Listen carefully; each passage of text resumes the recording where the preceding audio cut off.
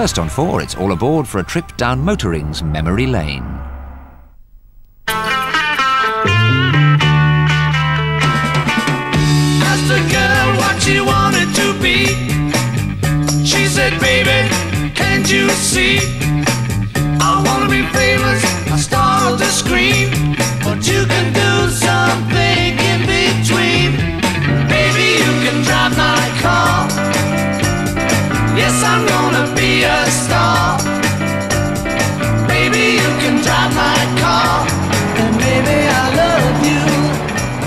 In case you missed the last programme, I'm at the Haynes Sparkford Motor Museum near Yeovil in Somerset, where publisher John Haynes has built up a collection of over 180 classic cars and other historic vehicles, including this 1951 double-decker.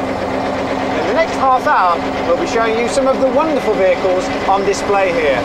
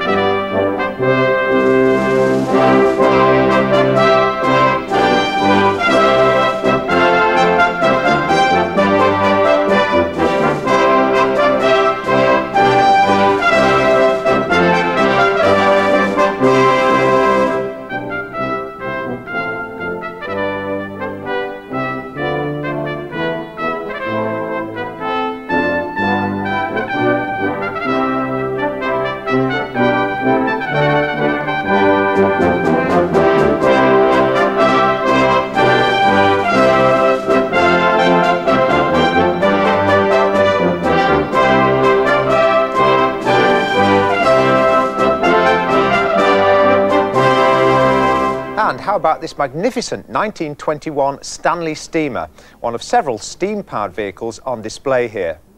The Stanley twins of Massachusetts produced their first steamer in 1897 and were very successful for almost 20 years, selling their vehicles in quantity to the public and to police and fire departments throughout the states. But the advent of the electric self-starter in 1912 spelled the end for steam cars, whose rapid acceleration didn't make up for the abysmally slow warm-up time. By the 1920s, the steam car resembled its petrol-driven counterpart, with its flat condenser which looked like a radiator, but there was still a boiler under the bonnet. This particular model has an opera coupe body and is reputed to have been owned by the great Dame Nellie Melba herself. But if you come to the museum expecting only to see sedate, veteran and vintage automobiles, you're in for a pleasant surprise.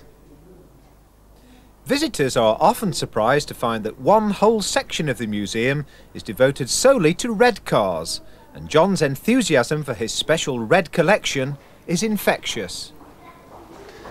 John, you've a stunning collection of bright red sports cars here. I'm sure a psychologist would have a field day. Why red? Well, really, red is the colour traditionally associated with excitement and danger, and of course sports cars are very exciting to drive, and they're only dangerous if you drive them in an irresponsible manner. And there's another more serious reason. By having them all the same colour, the design features of each car can better be compared rather than if there were different colours, right, when the different colours would get in the way. Right. The AC Cobra is my favourite, but there are others. This is a good gutsy motor, TR3, 4-cylinder engine, a little bit dangerous in the wet, road holding wasn't that good. Right. NGA. Sort of a rival, really, of the Triumph, wasn't it? Very much so, yes. These two sold against each other in the 50s and 60s. Yes, I had one of those for some 4 years, 70,000 miles. Yes. Very nice cars.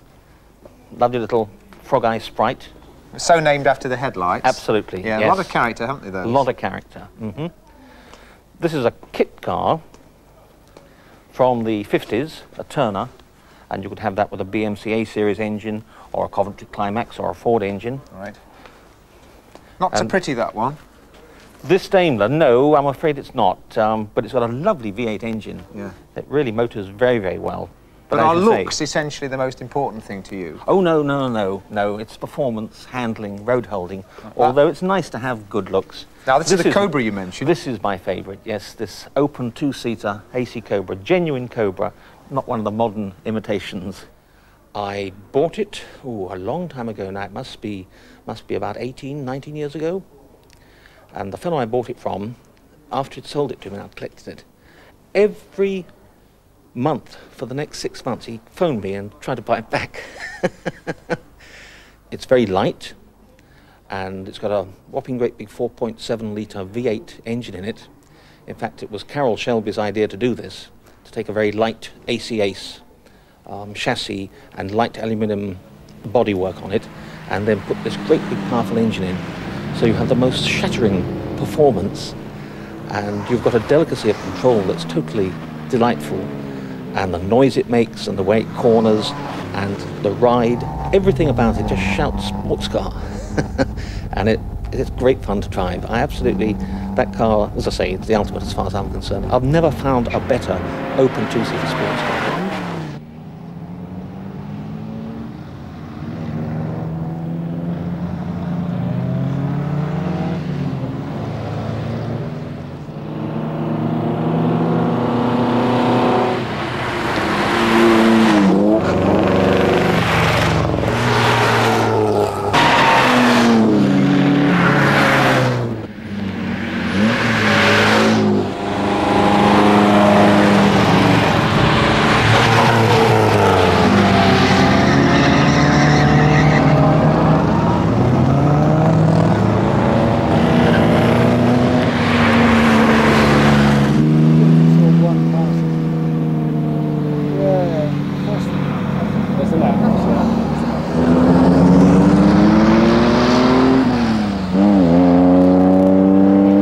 The oldest car on show in the Red Collection is a Jowett, another car owned by Pat Lockyer. It was designed with a flat-4 engine, horizontally opposed. They had great success at Le Mans in 50, 51 and 52 when they were class winners. ERA designed the tubular chassis, and it's a car that will really get up and go. This car is basically 95% original. It's done 41,000 now from new, and very little has been done apart from the engine, which I did some years ago, and it is in exceptional condition for the year. It was a British made vehicle from Yorkshire. It was a company that made rugged, sturdy vehicles for the Yorkshire Dells. The insurance was not classed as a true sports car because it had the bench seat and column change, which enabled it to be insured on a cheaper basis.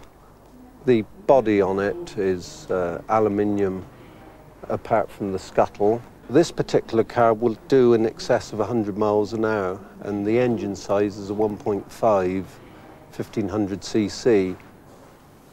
This is one of the most exotic cars in the Red Collection, a Ferrari Nembo Spider. Only 2 were built, and in 1988 one was sold for a cool £400,000 at auction. Now this one is actually a very accurate replica built by specialist engineers, not in Italy, but at a small factory in Dorset. Flowery wallpaper and sheets of plywood aren't the materials you'd normally associate with an exotic car like the Ferrari. Managing Director Paul Weldon reassured me. This car is produced on a Ferrari chassis using a 330 Ferrari chassis engine and gearbox, and is our interpretation of what the customer wants. It's very similar to the Nembo in concept. It won't look exactly the same though. All the way it is made with the wooden buck, aluminium, is exactly the same, however. Well, we're not really restoring, we're creating. I mean, we're making something which is completely new. It may have an old style to it, but funnily enough, these cars actually work very well. The suspension on the Nembo works most beautifully. In fact, the ride is as good as a Jaguar. Now, that's not us being clever. It may be just the sums worked out right, but they're very, very nice cars to use. And we're not making a replica, we're creating a new car.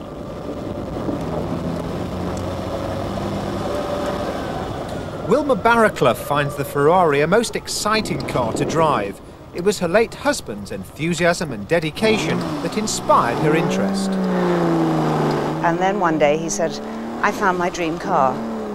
I've seen it and I want it. And he drove this home, but it had no floor. And he said he saw the whole roads passing under him as he brought this heap of rust back to the UK. And so the dream began, and so it started. And suddenly the drawings grew on the drawing board, and the whole image grew. And from that, this was built. It took a long time to build, and it you know, obviously cost a lot of money. And I said, goodness me, as all wives do, I think, with husbands who have a car enthusiast as their old man, I said, absolutely ridiculous, ridiculous, you know, crazy. But he brought it home one day. He brought it home originally in its aluminium form. And I said, oh, that's nice, I like it like that, it's silver, great. And I said, but it's going to be red, and it was. And he brought it home, and he said, just drive it. And I did. And it was the most wonderful experience, I think, of my life. I said, now I know what you've been trying to achieve all these months, years. And I've driven it a few times. I've driven it around the track. I've driven it on the road, and it is just wonderful. It goes where you want it to go. It holds on around the bends, and it's what motoring should be. I love it. Another classic British sports car in the museum, the Austin Healey 3000. No sooner had the Healey made its appearance at the London Motor Show in 1952 than Leonard Lord of BMC snapped up the design and rebadged it as the Austin Healey. Later, the 4-cylinder engine gave way to the 6-cylinder unit, which is fitted to this lovely Mark II version. Ken, how did you get hold of the car? Well, I bought it back in 1971 as a badly smashed motor car with a view to rebuilding the front end and using it. But as with a lot of Healeys, as you start taking them apart, you uncover more and more rust. And what started off as a front-end rebuild ended up as a total restoration project. It takes twice as long as you imagine it's going to take. And as far as money is concerned, whatever you budget for, double it, treble it, whatever. I got a lot of pleasure out of it. I get a certain amount of pleasure coming down here and seeing it. But I wouldn't do another one, no. No, definitely not. Well, after having rebuilt it, I wanted to find a home for it for several years. So I contacted Mike Penn. He asked me to come down with 1 or 2 photographs that I did. He then asked me would I bring the car down to look at it, but only having driven the car 8 miles in the entire time that I've had it, that was really not on. So I brought it down to the transporter. He gave the car the once over on the transporter, decided that he would take the car, and we left it, and that's where it's been ever since. And very well looked after indeed. The 1917 Talbot 10, affectionately known as the Old Lady by the Collings family, is paid a visit by Gus and his son Paul. At one stage of its life, it was on... Father was in the motor business, and it was on the roof of his garage for 10, 15 years. And it was sort of quite a landmark, sort of just stuck in the middle of Bristol, it seemed. And it is an extraordinary shape. It looks much older than it is. And besides that, the actual drive of it is a lovely drive. Once you've driven it, you couldn't say it spoils you exactly, because modern traffic doesn't accommodate this type of car, but it is a lovely drive there. A lot of these big old cars had a habit of blowing back when you were trying to start them, and they catch the carburetor on fire. That is true, actually. I've known 2 fires when I've been driving it. So you learn to take a fire extinguisher with you, just then you open the throttle full open, and that sucks the flames where they're supposed to be.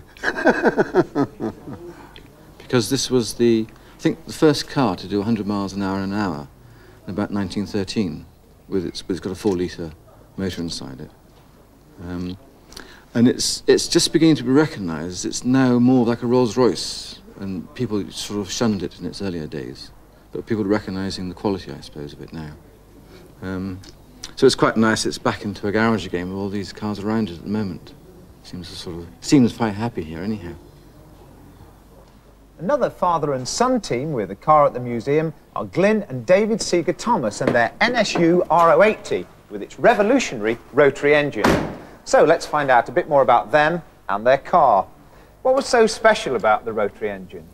Well, I suppose, you know, ever since I was 10 years old, I wanted to have an engine that went round and round rather than an engine that thumped up and down.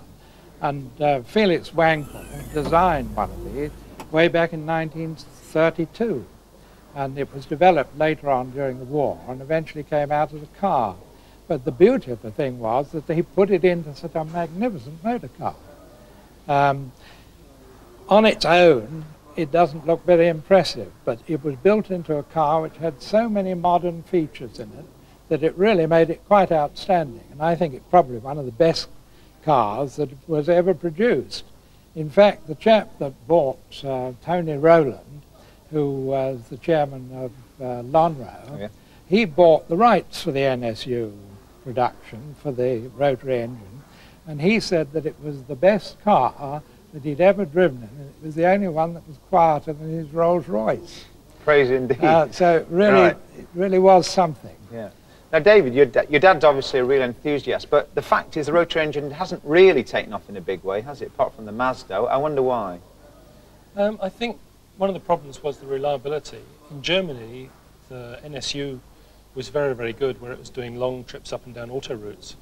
But in England, we do a lot of short stop-start type driving, and the engines wear out. The problem was nearly solved by the end of the production run of the R080. Then Mazda started producing the engine, and that's where I came in, because I was actually running an engineering company rebuilding the Mazda engine, which didn't wear out. They had a problem with water ingress into the engine. But the fuel consumption was never good enough, and it was all around the 70s time when we had the fuel crisis. How would it cope with the M25 today, I wonder? Well, I don't know, but I'd like to argue with him over that. This fuel consumption thing, in actual fact, this car is just about the same length, size and shape as the Citroën with a 2-litre engine. This is a 2-litre engine.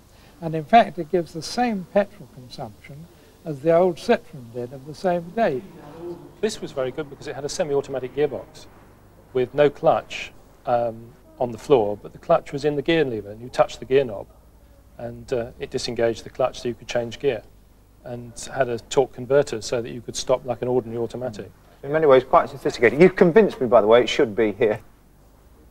The day I was at Sparkford, another enthusiast, Mr. Stedman, arrived with his Morris Oxford, offering it as a donation to the museum.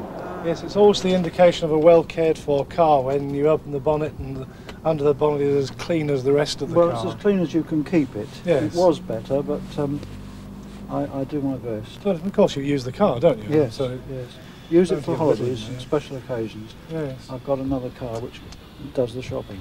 Right. I'm somewhat concerned as to what might happen to it when I'm too old to drive. Yes. So I came to ask you if you would be interested in whether you take on cars like this. Yes. This one has been professionally restored. Yes, and, so I see, yeah. It will go on for quite a long time now, Yes. longer than I will. Yes. So I would like to feel that it goes to a good home when I've finished with it. Right. But I'm still hoping to drive it for some time yet. Yes, of course, yeah, of course. Lots of years in you, yes? I hope so, yes. I mean, it's certainly worthy of the museum. It's certainly to museum standards. Yes, I mean, you polish them up even more than this. I mean, you spend time, don't you? That's right, but to get a car in absolute concourse condition really is a little bit of a cheat. So we like to make the cars look as though they've been used at one time. Yes. And this is exactly right, as it is now. Yes. Of course, when they're polished in the museum, they stand there for a little longer than normal, so we can get a brighter polish on them. So when you feel the need to put it to bed, as it were, you might be interested. We may well be interested. All right. Yes. Well, I'll contact you if that occasion arises. Yes. I have to see the trustees first, of course. Oh yes, yes. But I just wondered if that's the sort of thing you're interested in. Yes, absolutely. A well-worthy example. I feel that Morris made very honest motor cars. The quality of workmanship, the materials in them, quite as good as a Rolls-Royce. And this particular car is very pleasant to drive as well. It's got a Continental engine because Morris started out by not manufacturing the parts, but by being an assembler of parts that other people had made. And this particular car has got a Continental engine that came from America. He bought 3,000 and 1,500 was shipped across in 1917, and then unfortunately the second 1,500 was sunk in the ship by a torpedo because of course it was the middle of the First World War.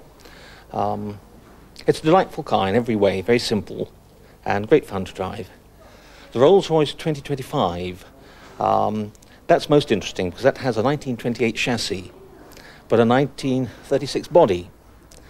So it has all the silky smoothness of the old 2025, but of course it looks like the later Phantom II, but it's not. Absolutely delightful to drive, silky, very slow gear change, light brakes, light clutch, and of course it's open, so it's great fun when the sun shines, and altogether a lovely car. TR4 is very nostalgic because I had one and ran one many years ago, way back in must be about 1967. And that car used to take me from my home down here in Somerset all the way up to Harrogate when I was in the Air Force, and those long weekend runs. It's got a fairly hard ride, but it's got a lovely four-cylinder, really lusty engine that turns out about 120 brake horsepower, and it has overdrive too, which is very nice, and had a lot of fun with that car. The 31 Morris Oxford was the very first vintage car I ever bought, and I remember I bought it at Blenheim Palace at an auction there, and driving it home, there's a very steep hill out of Bath, and it wouldn't do it in bottom gear, so I had to back into a driveway, and I thought, I've always heard that reverse gear is lower, and in fact it usually is, and stuck it in reverse, and up it went up the hill backwards, so saving it being towed. Yes, again, that's an example of Morris's total dedication to quality and also design. Here you've got a car 1930 with hydraulic brakes, so he was really ahead of his time for that sort of thing, and it's got a unique feature on it in as much as there's a box on the running board, as you can see. Nobody ever guesses what's in that box. And they say it's tools or maybe the jack, but in fact if you look at it you'll see that it's a spare can of petrol, a spare can of oil, and a little compartment for leathers and cloths and things like that. Very neat. Well, that's it for now, but do join me in the next programme when we'll be looking at the extensive collection of American cars here, including this somewhat understated 1936 supercharged Auburn. We'll also be meeting a man who's mad about motorbikes and looking at the 30s competition car once driven by Prince Bira of Siam. So see you then. Goodbye. Trailer for sale or rent. And we can meet those kings of the road, by all means, at the same time, 2 o'clock next Thursday. No pool, no pets. Ain't got no cigarettes. But 2 hours of pushing broom buys a 8 by 12 4-bedroom. I'm a man of means by no means, king of the road. 3rd boxcar, midnight train, destination Bangor, Maine. Old worn out suit and shoes, I don't pay no union dues. I smoke old stogies I have found, short but not too big around. I'm a man of means by no means, king of the road.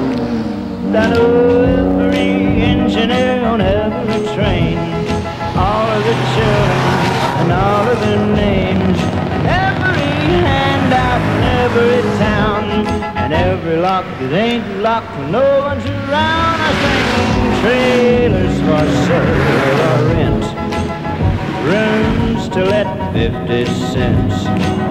No phone, no pool, no pets. Ain't got no cigarettes, but 2 hours of pushing broom buys a 8 by 12 4-bedroom. I'm a man of means by no means, king of the road.